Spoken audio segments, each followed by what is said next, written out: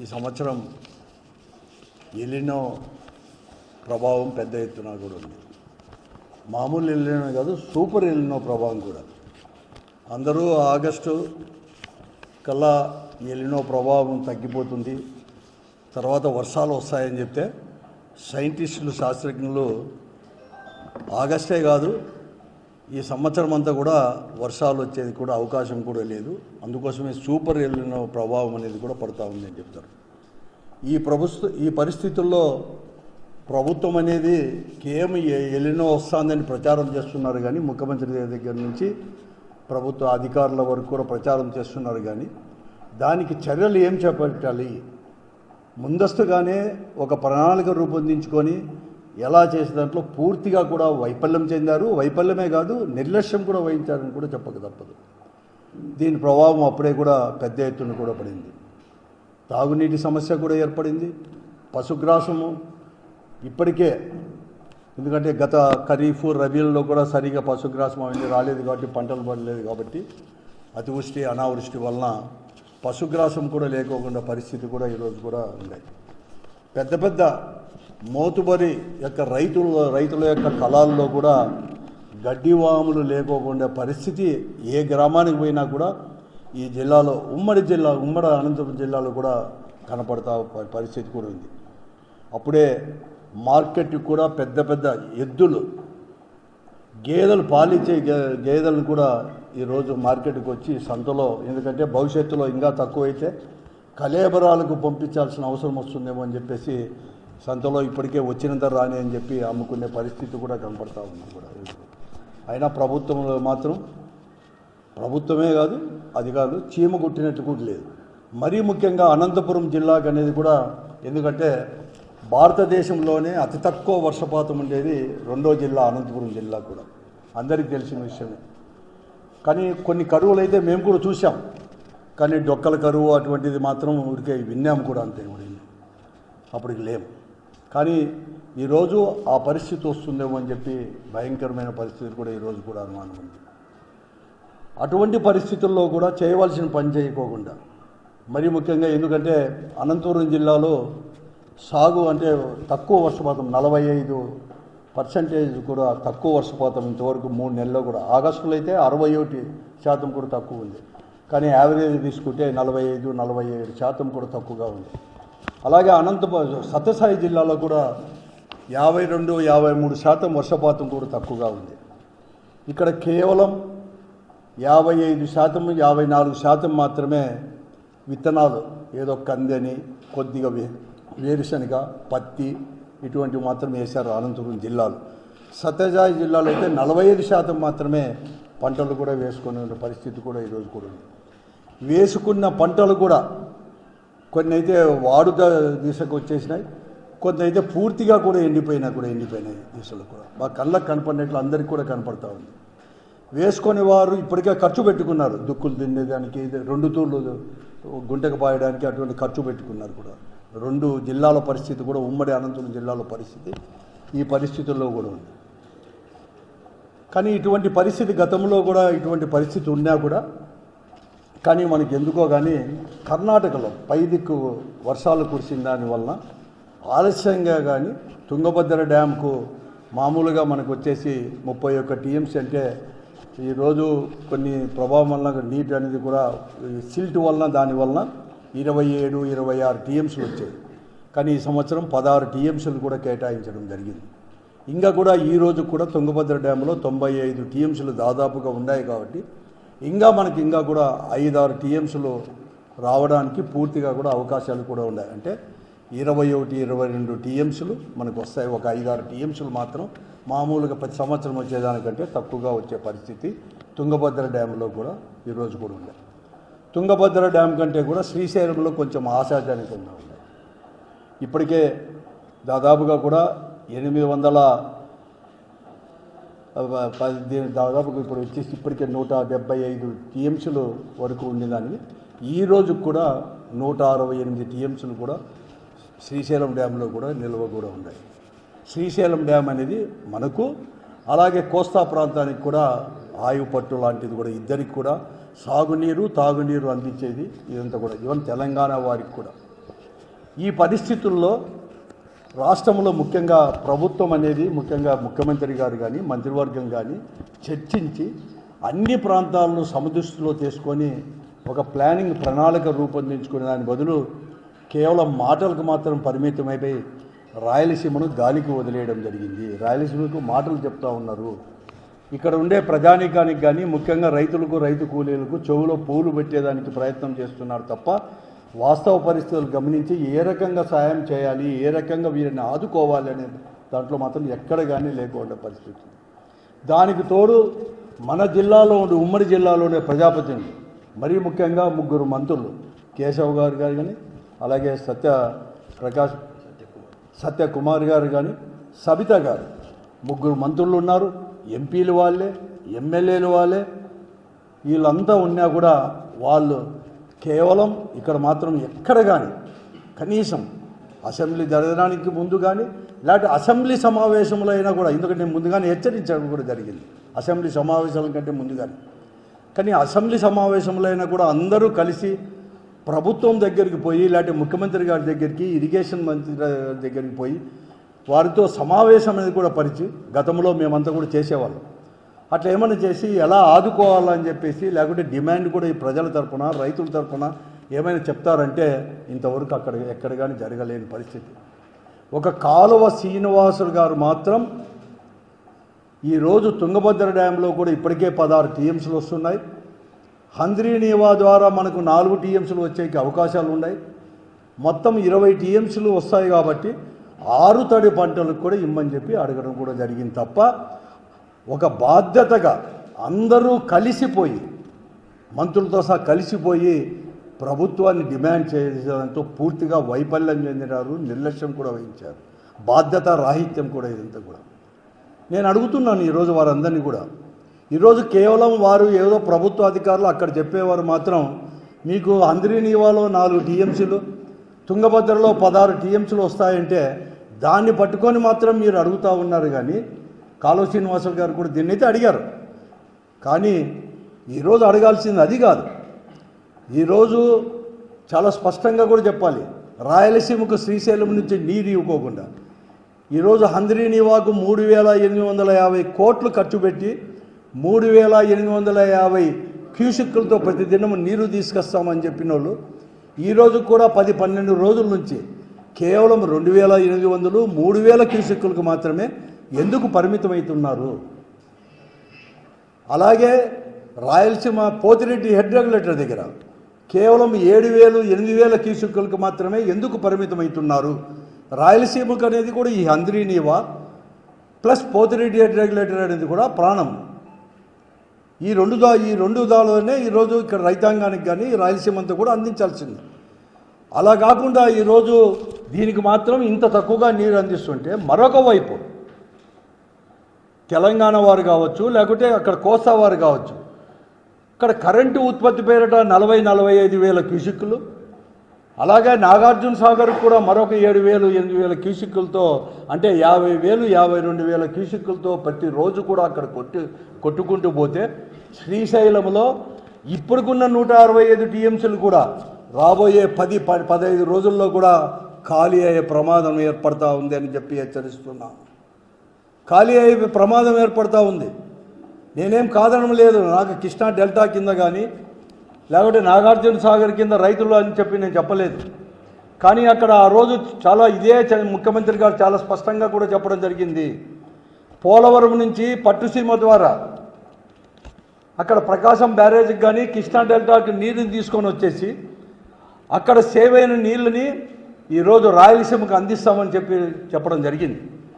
ఈ ప్రజాప్రతినిధులు ఈరోజు ఇప్పుడున్న మంత్రులు కేశవ్ గారు కానీ లేకుంటే ఇప్పుడుండే ఎమ్మెల్యేలు అందరూ కూడా మీరు కూడా చెప్పడం జరిగింది, మేము అక్కడ పట్టుసీమ ద్వారా మేము నీటిని తీసుకొని వచ్చి ఆ నీటిని రాయలసీమ జిల్లాలకు అందిస్తామని చెప్పిన వాళ్ళు ఇటువంటి పరిస్థితుల్లో ఇప్పటికే పట్టుసీమ ద్వారా ఇప్పటికే గోదావరి నుంచి కూడా 27 టీఎంసీలు 21వ తేదీకి 27 టీఎంసీలు ఇట్ ఈజ్ ఆన్ రికార్డ్.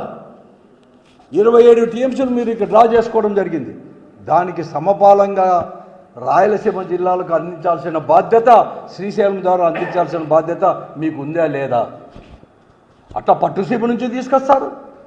ఇట్లా శ్రీశైలం నుంచి కూడా దినానికి కూడా 50-52 క్యూసెక్కులు మీరు కొట్టుకొని పోతే రాయలసీమ వాసుల రైతాంగం పరిస్థితి ఏమి, ఇక్కడ ఉండే పశు జీవాల యొక్క పరిస్థితి ఏమని చెప్పి నేను అడుగుతా ఉన్నాను. ఈరోజు మనకు వచ్చింది ఏదో అధికారులతో మీరు మాత్రం మాట్లాడుకోకుండా, అధికారులతో ఇక్కడ నీళ్లు లేవు, నీళ్లు కన్నా మీరు వాడుకుంటే, రైతాంగం వాడుకుంటే మీ పైన చర్యలు తీసుకోబడునని చెప్పి మీరు ప్రకటనలు ఇప్పిస్తున్నారే, పోలీస్ అధికారులతోనూ రెవెన్యూ అధికారులతో ప్రజలు ఇచ్చేసి రేయింబవులు కూడా మీ అందరూ కూడా గస్తీ తిప్పిస్తున్నారే, మీకు మాత్రం బాధ్యత లేదా అని నేను అడుగుతా ఉన్నాను ఈ ప్రజాప్రతినిధులందరినీ కూడా. అసలు నీళ్ళు పశుగ్రాసం ఎట్లా చేయాలనుకుంటున్నారు? ఇదే కర్ణాటకలో మనకంటే కూడా మనకు వచ్చిన నీళ్ళ కంటే కూడా తక్కువ నీళ్ళు ఇచ్చినారు అక్కడ. కానీ అక్కడ ఆరుతర పంటలకి అని చెప్పి 90 రోజులు 100 రోజులు కూడా పంటలు వేసుకోమని చెప్పి అక్కడ పెడతా ఉంటే, అనంతపురం జిల్లాలో మాత్రం హెచ్ఎల్సి కింద పంటలు వేయద్దండి, హంద్రీ నీవాకు ఉంది ఎక్కడ కానీ వాడుకోనికి లేదు, మేము ముందు జాగ్రత్తగా తాగునీటికి మాత్రమే తీసుకొని వస్తామంటారు. మనకు రావాల్సిన నీళ్లు లేకపోతే అవసరం ఉన్నప్పుడు ఎలా తెచ్చుకోవాలి, లేకపోతే అవసరం ఉన్నప్పుడు రాష్ట్రమంతా కూడా ఎలా పంచుకోవాలి అని చెప్పేసి అనేక అవకాశాలు ఉన్నప్పుడు కూడా ఎలా చేసుకోవాలని చెప్పి ఆలోచన అనే ఇంకిత జ్ఞానం లేకోకుండా ఈరోజు మీరు చేసేది ప్రజాప్రతినిధులుగా చేసే మీ బాధ్యతేనా అని చెప్పి నేను అడుగుతా ఉన్నాను. ఈరోజు చంద్రబాబు నాయుడు గారు వచ్చేసి రాయలసీమను హబ్బుగా, హార్టికల్చర్ హబ్బుగా చేస్తానంటాడు. అయ్యా చంద్రబాబు నాయుడు గారు, మీరు కూడా రాయలసీమ వాసివే, మీరు చెప్పిన మాటలే పట్టుసీమ ద్వారా అక్కడ ఇచ్చేసి ఇక్కడ శ్రీశైలం ద్వారా ఆదాయం నీళ్లు శ్రీశైలం ద్వారా రాయలసీమ జిల్లాలకు ఇస్తామని చెప్పారు. ఈరోజు నేను అడుగుతున్నాను, మీరు హార్టికల్చర్ హబ్బు కథ మళ్ళీ భవిష్యత్తు కథ మాకు తెలియదు, కానీ ఈరోజు ప్రస్తుతం ఉన్న రాయలసీమలో ఉండే హార్టికల్చర్ పళ్ళ తోటలు మాత్రం కనీసం కాపాడు స్వామి అని చెప్పి నేను అడుగుతాను.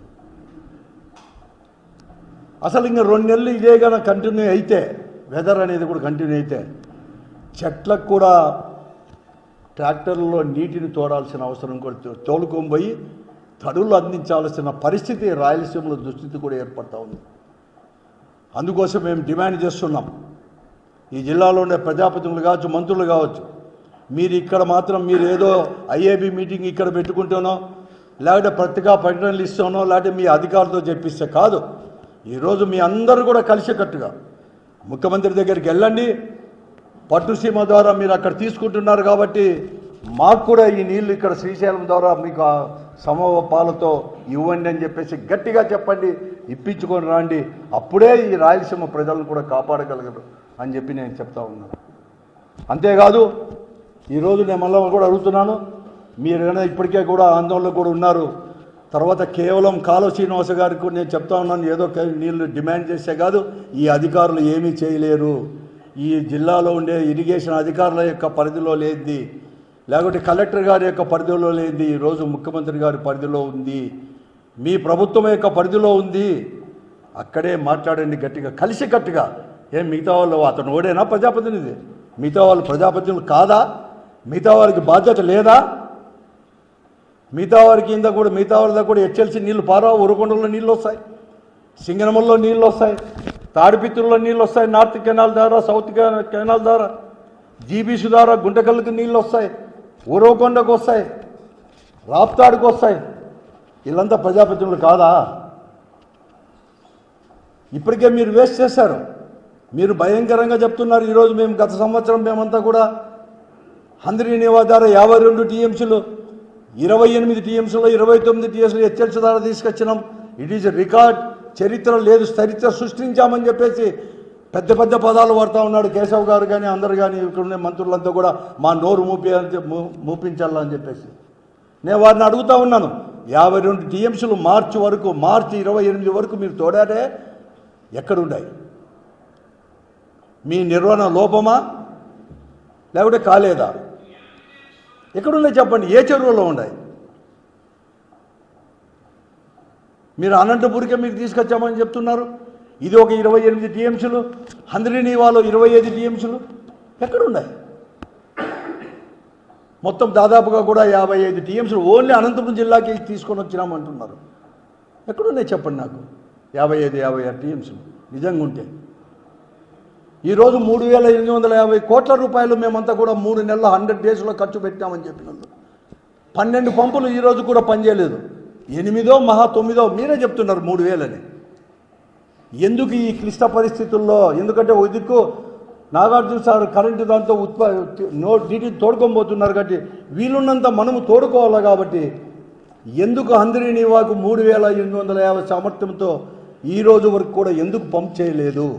చెప్పండి దీనికి ఆన్సర్, అధికారులు కానీ ప్రజాప్రతినిధులు కానీ. అలాగే పోతిరెడ్డి హెడ్ రెగ్యులేటర్కు 40,000 నుంచి 44,000 క్యూసెక్కులు వదలొచ్చు. ఎందుకు 7,000 నుంచి 8,000 క్యూసెక్కులు మాత్రమే అక్కడ వదులుతూ ఉన్నారు? ఇంత అన్యాయం జరుగుతూ ఉంటే, మన రాష్ట్రంలోనే ఇంత అన్యాయం జరుగుతూ ఉంటే మీరు మాట్లాడలేకపోతే ఈ ప్రాంతాన్ని గురించి ఎవరు మాట్లాడేది? అత్యంత కరువు సీమ ఇది, రాయలసీమ నుంచి. మీకు బాధ్యత లేదా అని చెప్పి నేను అడుగుతా ఉన్నాను. కాబట్టి వెంటనే ముఖ్యమంత్రి గారు తెలియజేసి నీటిని అంతా కూడా తీసుకొని రండి. నేను ముందస్తు చర్యలుగా నేను చెప్తా ఉన్నాను, కేవలం తాగునీరుకి కాదు, మీరు ఇక్కడ అనేది కూడా పంటలకి ఇవ్వండి. 6 తడి పంటలకి మేమేదో మళ్ళీ వరికి ఇమ్మని చెప్పి అడగలేదు, లేకపోతే లాంగ్ టర్మ్ క్రాప్స్కి ఇమ్మని చెప్పి అడగలేదు. కర్ణాటకలో ఇచ్చిన మాదిరి 6 తడి పంటలకి ఇచ్చేసి గడ్డి ఇవన్నీ కూడా వచ్చేదానికి అవకాశాలు ఉన్నాయి, రైతాంగం కూడా బయటపడుతుంది అని చెప్పి చెప్తున్నాను. ఎందుకంటే హెచ్ఎల్సి కింద నీకు హెచ్ఎల్ఎంఎస్సి కానీ, లేకపోతే సౌత్ కెనాల్ కానీ, నార్త్ కెనాల్ కానీ, జీబీసీ కానీ కేవలం 1,00,000 ఎకరాలు, 1,00,000 ఎకరాలకు కూడా పోలేదు. 80,000 ఎకరాల కంటే ఎక్కువ లేదు ఆయకట్టు.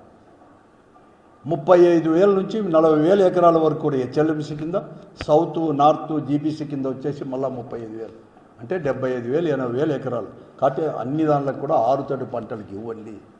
హెచ్ఎన్ఎస్ఎస్ ద్వారా కూడా అక్కడ పట్టుసీమ నుంచి వస్తున్నా కానీ దాన్ని వెంటనే తీసుకొని వచ్చేసి ఇక్కడ కూడా తీసుకొని వచ్చేసి మినిమం 25 టీఎంసీలైనా తీసుకొని రండి.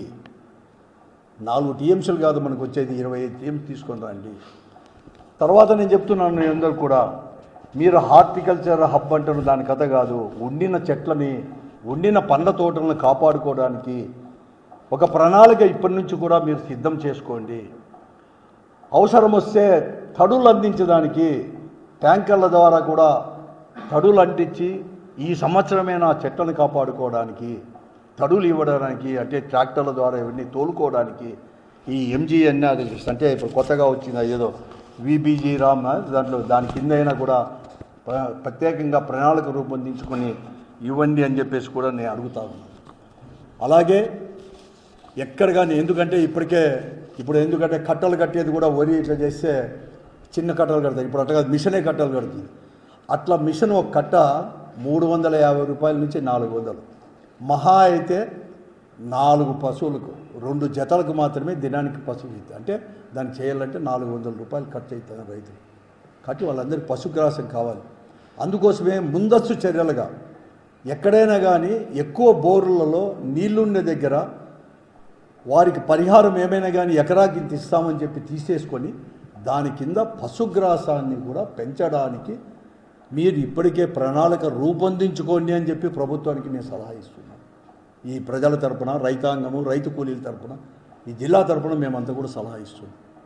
ఇప్పటికే ఆలస్యమైంది, తీసుకోండి అని చెప్పి చెప్తున్నాను. వెంటనే కూడా నీళ్ళు ఇవ్వాలని చెప్పేసి కూడా నేను కోరుతా ఉన్నాను. ఇవన్నీ కూడా తీసుకొని రావాలని చెప్పి కూడా నేను అడుగుతాను. తర్వాత అతి ముఖ్యమైనది కూడా ఈరోజు వేసిన పంటలు ఎండిపోతున్నాయి, అట్లా నష్టం వచ్చింది. తర్వాత వేయని పంటలకు కూడా ఖర్చు పెట్టారు. కాబట్టి వారికి ఏ విధంగా ఆదుకుంటారు? ఇన్సూరెన్స్ ఇచ్చి ఆదుకుంటారా? పూర్తి ఇన్సూరెన్స్ ఇచ్చి ఆదుకుంటారా? ఎందుకంటే వాతావరణ బీమానే కాబట్టి ఇవన్నీ. కాబట్టి వాతావరణం సహకరించలేదు కాబట్టి వేసిన పంటలు ఎండిపోయినాయి, వేయని పంటలు కూడా అంతో ఇంతో ఖర్చు పెట్టుకున్నారు. కాబట్టి పూర్తిగా నష్టపరిహారం ఇస్తారా, లేకపోతే ఇన్పుట్ సబ్సిడీ ఇస్తారా అనేది కూడా ముందుగానే చెప్పి వాళ్ళకు, రైతులకు కూడా ఒక భరోసా ఇవ్వండి. రైతు కూలీలకు కూడా వలసలు పోకుండా ఎలా అయినా చేయండి. అలాగే రైతులు ఇప్పటికే 200 మంది, ఈ ప్రభుత్వం వచ్చినాక 200 మంది ఆత్మహత్యలు చేసుకున్నారు రైతాంగం. వారికి పరిహారం ఇవ్వలేదు, వెంటనే వాళ్ళు చెల్లించండి ఆ 200 మందికి అని చెప్పేసుకో. ఇవన్నీ కూడా నేను ప్రభుత్వకి ఇస్తున్నాను. అందుకోసమే కేవలం కాదు, ఉమ్మడిగా అందరూ కలిసిపోయి ప్రజాప్రతినిధులందరూ కూడా ముఖ్యమంత్రి దగ్గర పోయేసి వెంటనే శ్రీశైలం నుంచి ఈ కరెంటు ఉత్పత్తి పేట అని చెప్పి స్టాప్ చేసి రాయలసీమకి ఆ కృష్ణా జలాలను కూడా ఇవ్వాలని చెప్పేసి కూడా మేము డిమాండ్ చేస్తున్నాం వైఎస్ఆర్ కాంగ్రెస్ పార్టీతో. ఏమన్నా వద్దు, పొలిటికల్ ఏమొద్దు, ఓన్లీ కరువు రైతులు. అవును, కేరళకు బెంగళూరు పోతే వలసలు కంప్లీట్గా దున్నుతున్నారు. ఇదే పెద్దోడుగురే మన దగ్గర పెద్దోడుగురు గుత్తి ప్రాంతాల్లో కూడా పత్తి ఇవన్నీ కూడా ఎండిపోయి ఉంటే దున్నేస్తాను. అన్ని దగ్గర ఉండాలి.